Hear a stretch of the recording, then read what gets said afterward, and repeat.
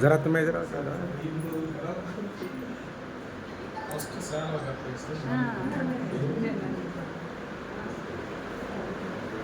दादा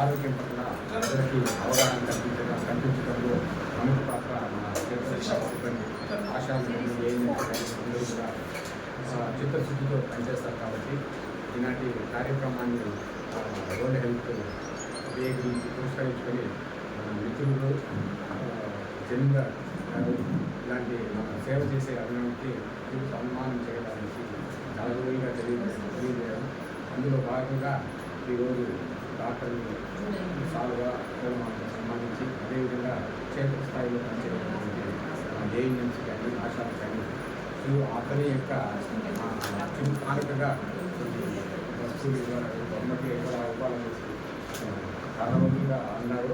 ఇలాంటి కార్యక్రమాలు కూడా జమీందారు చాలా చేస్తూ ఉంటాడు. ఎందుకంటే గుర్తింపు లేని సేవలు వేరే వాళ్ళకి చేసినా కానీ క్షేత్రస్థాయిలో రియల్గా మన ఆరోగ్య కార్యక్రమాలు అయిపోయిందండి. ఆరోగ్యంగా ఉంటేనే మనం అన్ని రంగాల్లో ముందుకు పోయడానికి అవకాశం ఉంది. ఆ ఉద్దేశంతో మనల్ని ముఖ్యంగా ఆశాలని ఏఎన్ఎంస్ని సన్మానించాలనేసి మన జమీందారు చాలా రోజులుగా నన్ను కానీ డాక్టర్ గారిని కానీ కలవడం జరిగింది. అది అనుకోకుండా ఈరోజు ప్రపంచ ఆరోగ్య దినోత్సవంలో జరుపుకోవడం జరుగుతుంది. ఇలాంటి కార్యక్రమాన్ని ఉద్దేశించి మన గౌరవనీయులు డాక్టర్ కె సుబ్రహ్మణ్యం గారిని మాట్లాడవలసిందిగా కోరుతున్నాను. ఆ తర్వాత మన జమీందారు గారు మాట్లాడతారు. బాగున్నారా? ఆరోగ్యం ఎలా ఉంది? డ్యూటీస్ ఎలా ఉంది? ఎవరు మాట్లాడడం లేదు, ముగ్గురు తప్ప. బాగున్నాయా? ఎంత బాగున్నాయి? కంప్లైంట్స్ ఏమైనా ఉన్నాయా మీకు? ఏం లేవా? ఈరోజు స్పెషల్ ఏంటి?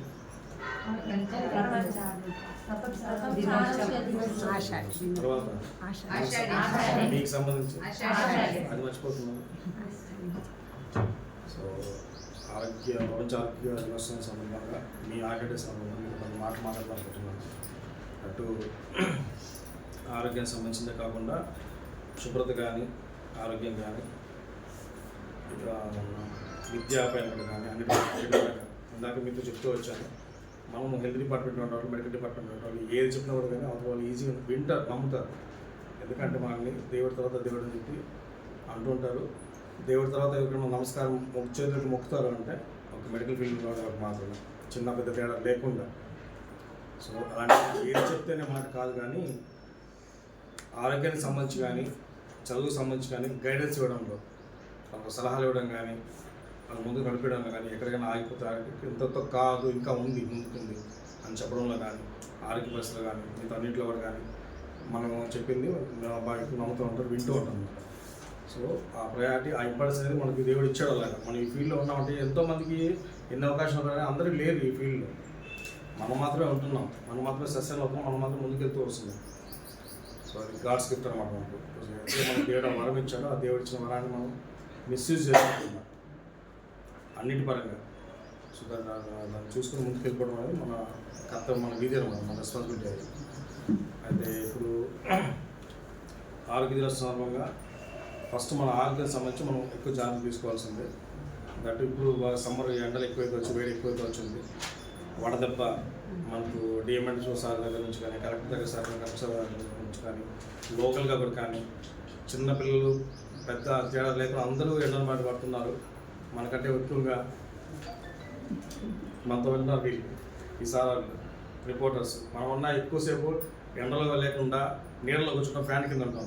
వీళ్ళకి టైం లేదు, ఎండ లేదు, వాన లేదు, ఆకలి లేదు, నిద్ర లేదు, ఏది ఉండవు. అయినా సరే వాళ్ళు సరే ఎక్కువగా మీరు మీ ఆరోగ్యం పైన మీరు ఫోకస్ చేస్తూ ఉండాలి.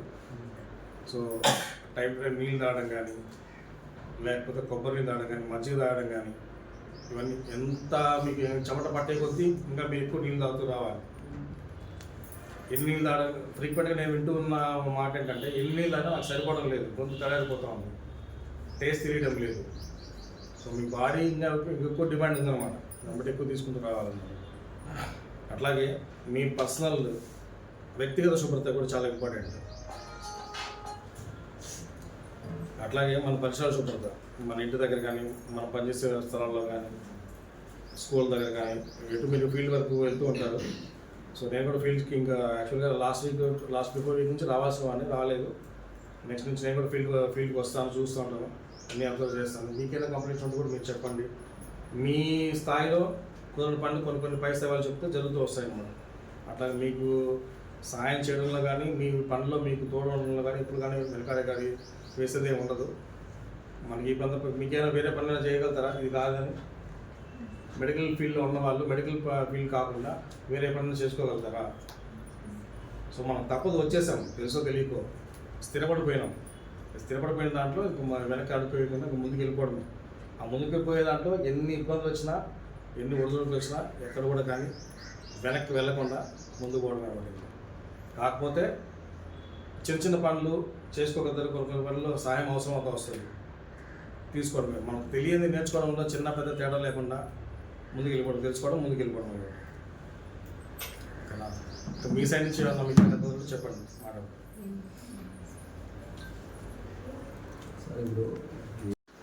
చిన్నపిల్లల దగ్గర నుంచి బయటకు వచ్చే వాళ్ళు ఎవరన్నా కూడా కానీ, ఎండను బారిన పడేవాడు ఎవరన్నా కూడా కానీ, ఎవరికైనా కానీ హెల్త్ ఒకటే. కాకపోతే మీకు ఒంట్లో స్టామినా ఉందా, మీరు కొంచెం ఎక్కువసేపు ఓర్చుకోగలుగుతారు, ఆ నొప్పినో లేకపోతే ఆ వడదన్నో పంచగలుగుతారు. చిన్న చిన్న పిల్లలు సైన్స్ వెళ్తే తట్టుకోలేరు. సో పిల్లలు మనం బలవంతంగా చిన్నప్పుడు మీరు చిన్నపిల్లలు చక్కగా ఎక్కించుకొని అన్నం తినిపిస్తూ ఉంటారు. చందమామ రావే, జాబిలి రావే. చందమామ రాదు, జాబిలి రాదు, వాళ్ళకి ఏదో చూపిస్తూ ఉంటాము.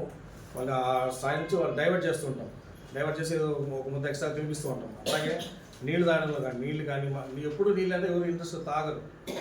మజ్జిగ తాగించండి, కొబ్బరి నీళ్ళు తాగించండి, లేదంటే ఉప్పు నిమ్మకాయ వేసి చక్కెర వేసి అట్లా కూడా తాగిస్తుండండి. ఫ్రీక్వెంట్గా చేయిస్తుండండి. ఇందాక మీరు అన్నట్టు ఆశా వర్కర్ల దగ్గర నుంచి మీ కాంటాక్ట్ నెంబర్స్ అన్ని ఇచ్చేస్తాను సార్, మీరు తీసుకోండి. ఎక్కడ ఏ ఇబ్బంది అయినా కూడా కానీ, మాకు 5 సచివాలయాలు ఉన్నాయి సార్. ఇక్కడ 5 సచివాలయాల్లో 5 మంది నర్సులు ఉన్నారు. ఒక్కొక్క సచివాలయానికి 2 ఆశా వర్కర్స్ ఉన్నారు. ప్రతి స్టాఫ్ హాస్పిటల్ అయితే స్టాఫ్ సరే మా పక్కన పెట్టేసేయండి.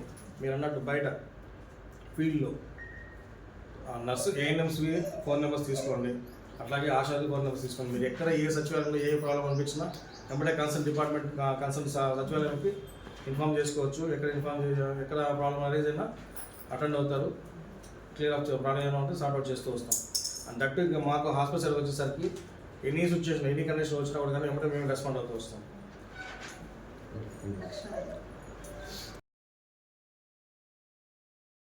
ఇంట్రెస్ట్ చూపించరు, ఎక్కువ తాగుదాం అంటూనే ఉంటారు.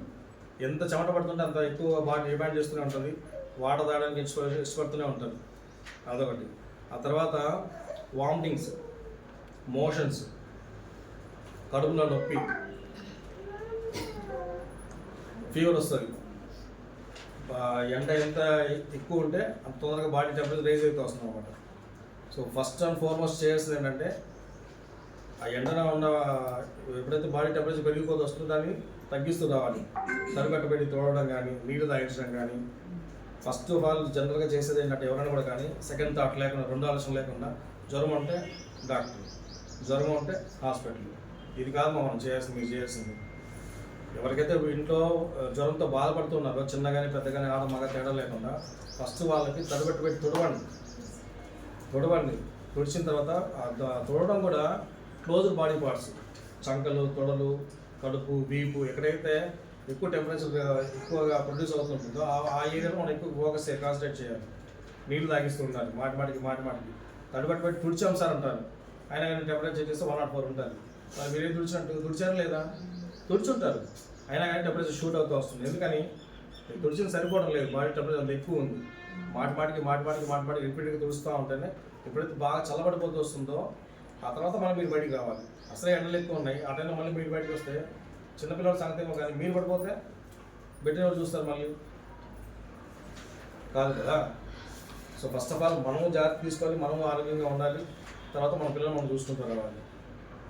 సో ఎప్పుడు ఎక్కడ ఎట్లాంటివి ఉన్నవాడు కానీ తొందరగా కన్సర్న్ సచివాలయాలకు, కన్సర్న్ ఏఎన్ఎంస్కి, ఆశాస్కి ఇన్ఫార్మ్ చేసుకోవడము, దాని తగ్గట్టు మీకు ఎంతవరకు మీరు వాళ్ళకి చేయగలుగుతారు అంతవరకు చేసిన తర్వాత ఇంకా మీ పరిస్థితి చేయి దాటిపోతూ ఉంది అంటే మీరు అంతకంటే చేయలేదు. ఇంకా కొన్నిసార్లు ఓఆర్ఎస్ అందించడం కానీ, మజ్జిగ ప్యాకెట్లు ఇవ్వడం కానీ, వాటర్ ప్యాకెట్స్ ఇవ్వడం కానీ అవన్నీ ఇక్కడ చేస్తే, కానీ సెలైన్ పెట్టడం అయితే అక్కడ మీరు ఉన్న స్థాయిలో మీరు పెట్టలేదు.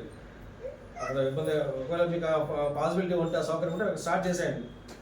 Your that much of cable అయితే లేదు, హాస్పిటల్ షిఫ్ట్ చేసేయండి, తీసుకొచ్చేసేయండి, ఇక్కడ చూసుకుంటాం.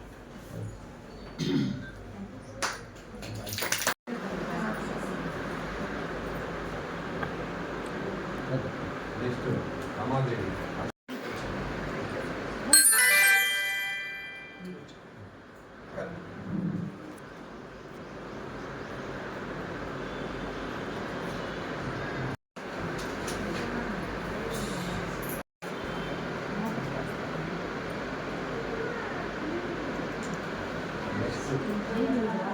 రాజేశ్వరి.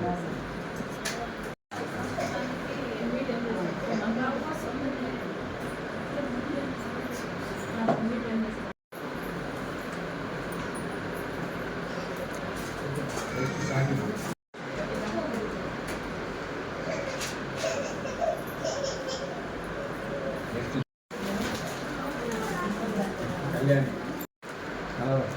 ఇట్లా చూడు.